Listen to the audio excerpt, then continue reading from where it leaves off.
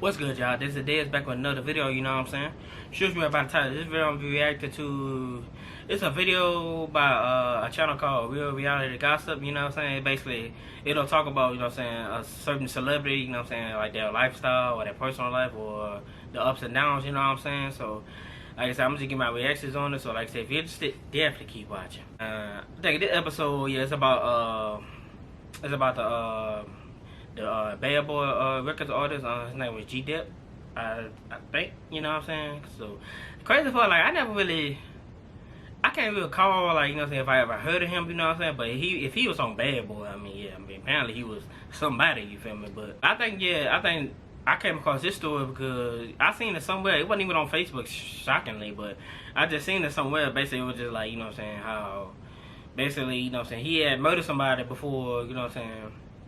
He had, you know what I'm saying, became a superstar, and then, you know what I'm saying, the crazy part, like I said, he just felt so much guilt behind it, so, you know what I'm saying, he was just like, you know what, and I'm gonna just confess and turn myself in, and then, yeah. At the same time, like I said, a lot of people pretty much, they, you know what I'm saying, bashed him for that. He was like, man, you stupid and all that. Like, nah. At the end of the day, like I said, that was eating away at his conscience, you know what I'm saying. Even if he wouldn't have did that, whatever. At the end of the day, okay, once it's time for him to, hey, you know what I'm saying, hey, go home to the Lord, you know what I'm saying, he got an answer to that. The Lord gonna be like, okay, why did you kill that person, you know what I'm saying. So, but like I said, yeah, I'm just giving my thoughts and opinions on this, you know what I'm saying. So, like I said, if you're interested, definitely keep watching. So, without further ado, we gonna get into it.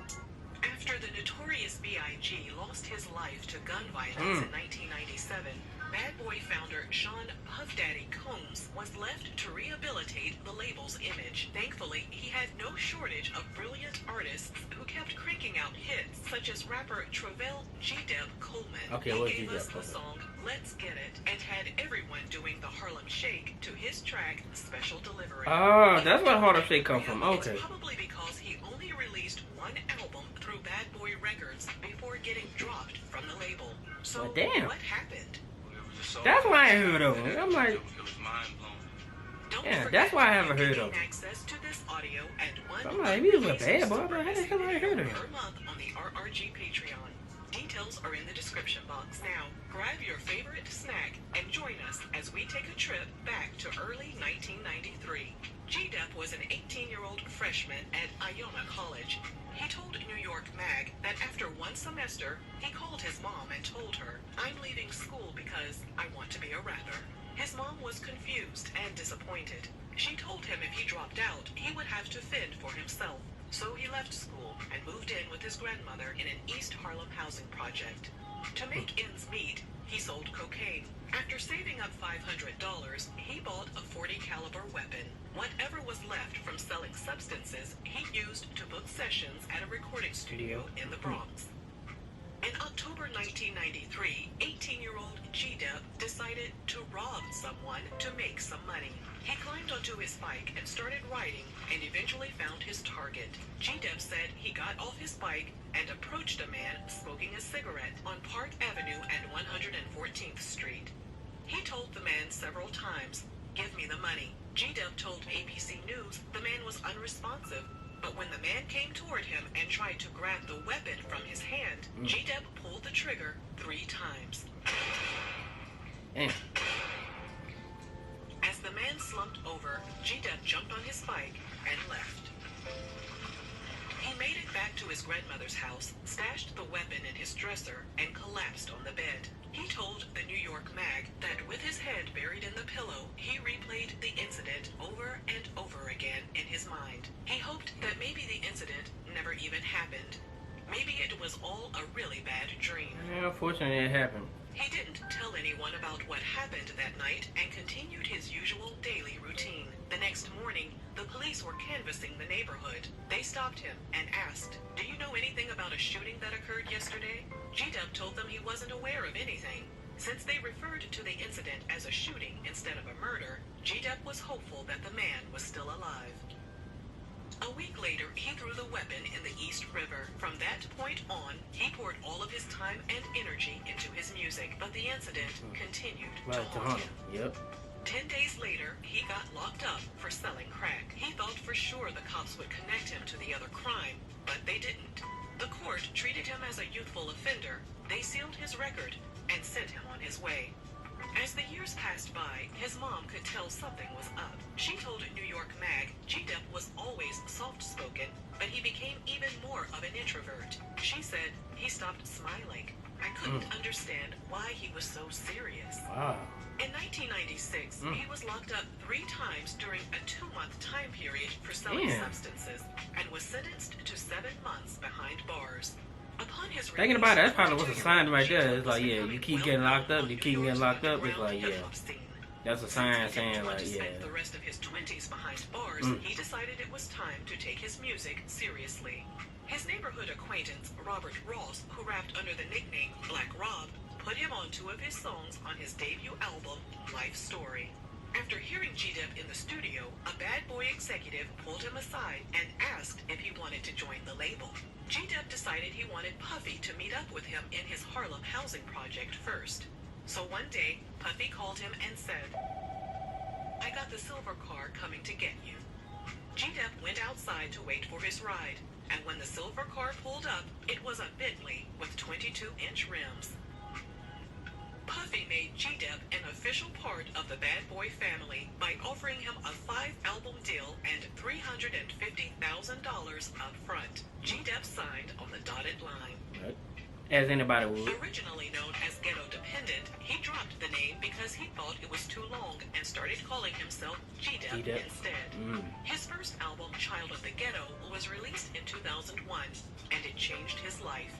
He and his girlfriend and their 3-year-old daughter were able to move out of East Harlem and into a townhouse in Scotch Plains, New Jersey. Even though he was far away from East Harlem, he grew more and more paranoid that the police would catch him. He started smoking PCP because he said it was the only thing that stopped the voices in his head from tormenting him about what he did. Yep. By the end of 2002, he was broke. He lost his lease on the townhouse in New Jersey, packed his family up, and moved back to the housing projects in East Harlem. Not only was his career going down the drain, but he was once again just a block away from the scene of the crime. Dang. Not long after moving back Yeah, to so East basically the Harlem, whole he situation is lost on his his conscious grandmother, and completely. he was dropped from Bad Boy. When I Yeah, like, why did he drop from Bad Boy? asked him to explain what happened between him and Puffy, gdep said, "It was one of those things where I was doing whatever I wanted to do, and we just fell off the same page with each other." To deal with all the losses, he began smoking more and more. As he fell deeper into his addiction, he got locked up 17 times between 2003 and 2007. He and his girlfriend broke up, and in 2004, he married a woman named Crystal Sutton.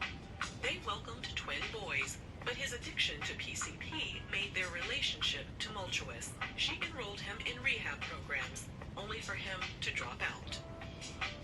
Yeah, I can see the whole situation was overpowering him, so He opened up to her about the night when he shot a man. She said she didn't know whether to believe him or not because the PCP always made him say crazy things. She even had him admitted into the psych ward on 3 different occasions. gdep opened up about that night to his mom and a friend as well. His mom responded by saying, "Well, that was a long time ago. That was in the past." In 2007, he released a joint album called Bad Boy with his former label mate, Loon. After a brief hiatus, he released some mixtapes, and in 2010, he dropped the album Ghetto Legend. But he still couldn't kick his bad habits. In the spring of 2010, he woke up in a hospital bed with a fractured skull, stitches in his head, and a bandage over one eye. He had no idea what happened. Last that he remembered, he was smoking PCP and wandered out onto the street. Thankful that he didn't lose his life, he entered a 30-day rehab program in June 2010, followed by outpatient treatment. But he still got locked up 2 more times for smoking PCP in a stairwell of the housing projects. gdep thought the arrests were his karma because the project. Yep, everybody said, yeah, everything, he kept getting arrested or he started losing everything, yeah, that's karma. Yeah. By the end of 2010, he had nothing. He and his wife separated, and he had no car, no job, and no apartment of his own. He was finally ready to confess. Yep. He headed That's to it. Just slowly, like I said, that's God. Basically, that's a way of punishing you. And he wanted to turn himself in. He told ABC News the detective told him, "Listen, that was a long time ago. Give me your number and I'll call you." But the detective never called. A representative for the police told New York Mag that gdep was, quote, high as a kite when he was at the station. On the night of December 15th, 2010, he turned himself in again. I rode the bike over. I rode the bike in the neighborhood for like a couple of minutes. Then I just went towards Park Avenue, and I saw a guy standing there, smoking like he was smoking a cigarette or something like that. I just approached him, and then when I approached him, I asked him where the money was. At the end of his confession, gdep said, "The reason I turned myself in was because I felt awful about what I did, and I wanted to make it right for this guy's family." The police soon no knock to him for me for that. Case murder of 32-year-old John Hinkle. It was later revealed the victim had been shot in the chest, abdomen, and back. His wallet contained only $6, and a toxicology report showed the victim also had PCP in his system. gdep went from confessing to shooting someone to being charged with murder, but he still didn't regret coming clean. A New York Post reporter asked the victim's stepbrother about gdep's confession, and the stepbrother said, "I think he's an idiot. He has 3 kids and a wife. It was years and years and years ago. After all this time, yes, he just should have shut up." Yeah, but at the same time, like I said, he would have shut up. But at the same time, like I said, whenever it's his time to go, he got to answer to God. Okay, why did you kill this man? And why didn't you make it right? He was found guilty. 3 weeks later, 38-year-old gdep was sentenced to 15 years to life. In an interview, he said, "It just seemed to me like the end of a nightmare. I was living in 1993 for 17 years." While behind bars, he and his wife got divorced. In 2017, he got married at the Elmira Correctional Facility to a woman named Latika Coleman. She told WHIHH during their wedding ceremony, gdep rapped his vows to her in front of a small crowd of their loved ones. She also stated many artists who gdep considered to be his friends turned their backs on him. Some people said they would assist him in some way, but they never came through. Aside from creating a docuseries with his wife called No Ordinary Love, gdep created a non-profit organization called the Greater Wealth Foundation. According to Behind the Rhyme website, the foundation is focused on tackling issues that deal with the mistreatment of inmates. gdep will be eligible for parole in 2025 at the age of 51, but there's no guarantee the parole board will release him. For now, he spends his time writing. In an interview, he said he's finally able to write easily since he's no longer fixated on the past. Let us know if you're shocked by what happened to gdep. And thanks for watching Real Reality Gossip. They have it on now, you know what I'm saying? Like I said, hey, man, it takes a lot, you know what I'm saying? Cause like I say, especially after the whole situation, like I say, you know what I'm saying, he kept saying like it was eating away at him, and then as you see, like I say, throughout the whole timeline, like I said, he kept slowly but surely like losing everything, you know what I'm saying? Then of course he was resorting, you know what I'm saying, he was resorting to drugs, you know what I'm saying, just to take that pain away. But at the same time, hey, if it keep eating away at you, it's like, yeah, so instantly, yeah, that's karma, you know what I'm saying? Because like I said, he took a man's life, you know what I'm saying, just for no ordinary reason, you know what I'm saying? Then, like I say, I think it was worse on him because like I said, he tried to, you know what I'm saying, he denied it, you know what I'm saying, thinking it was going to all go away.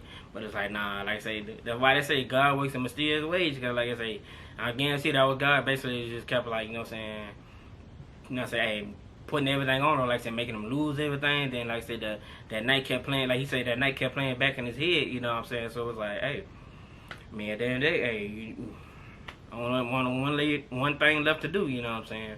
And like I say, a lot of people, you know what I'm saying, they, you know what I'm saying, they bash him for it. Like, oh man, you stupid. Like, you should just shut up and all that BS. But at the same time, hey, at the end of the day, like I said, that kept eating away at his conscience. You know what I'm saying? Hey, once something is on your conscience and you started trying to hide it, but like I said, it's gonna take over you. Like I said, it's just gonna be bad, man. So like I said, then like I said, when she confessed to it, you know what I'm saying? Hey, instantly he say, hey, everything started looking up for him. Like, so although he did have to go to jail for it, which, you know what I'm saying, hey, you kill somebody, so man, that's a result. You feel me? But at the end of the day, like I said, he, you know, he had peace with himself now. You know what I'm saying? He confessed to it, and like I say, he in jail, but at the same time, everything started looking up. You know what I'm saying? Started looking up for him. You know what I'm saying?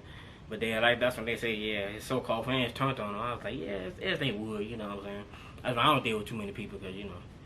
But at the end of the day, like I said, hey, he is eligible for parole. You know what I'm saying? I mean, me personally, like I say, I mean, I don't know him, you know what I'm saying, but I mean, I'll give him a second chance of life, because, hey, it takes a lot, you know what I'm saying. He didn't have to, you know what I'm saying, come clean and, hey, confess to the crime, you know what I'm saying. Hey, now that he did, and you clearly see he shows remorse for it, so, you know what I'm saying, hey, me personally, I'll give him a second chance at life, you feel me, but, hey, to each his own, you feel me, but that was my whole thoughts and opinions on that, you know what I'm saying. So like I said, hey, like, comment, subscribe, also share my videos, whatever you want to do, whatever you can do, I'm down with it regardless, you feel me. So until my next video, y'all already know what it is. I'll see y'all in a minute.